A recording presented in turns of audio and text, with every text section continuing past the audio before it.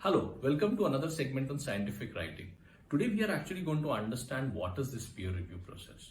Now, a lot of emphasis has been given on peer-reviewed journals. But exactly what is the procedure and how is the process followed? So let us try and deconstruct the process or the flow in which a peer review is done. Peer review is nothing but a manuscript being sent to a set of experts of the field so that their comments are given on the manuscript, and this helps the author to write a better paper. This is in short what is a peer review. What is a peer review process? So number one, the author writes the manuscript. The author uploads the manuscript via the manuscript management system. This manuscript is received by the editor.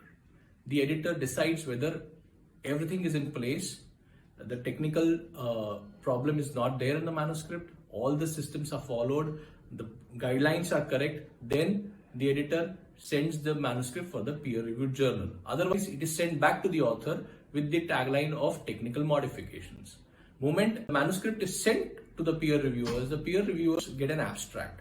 They decide after reading the abstract whether they want to review this manuscript or decline reviewing the manuscript. If the reviewer accepts it, the reviewer will go through the manuscript and submit the comments. Usually they are in only 4 categories. One would be accepting the manuscript because everything is in place. Number 2 would be accepting with some modifications which could be done. Number 3 would be accepting, yes, the paper could be accepted, but they will have to make major modifications in the paper. And the 4th is rejecting the manuscript. Your manuscript will only fall into these 4 zones. So accordingly to the set of comments given by the reviewers, the reviewers send their comments to the editor, and the editor passes on to the author or the team of authors. The team then sits and decides and comment by comment prepares a rebuttal letter and submits it back. Now this process goes back and forth till a consensus is reached of accepting the manuscript. Moment the manuscript is accepted, the peer reviewers green signal the manuscript. It is the editor's prerogative of whether the editor wants this manuscript to be a part of the journal or no. Once the editorial decision has been done, the manuscript is accepted. It doesn't stop here.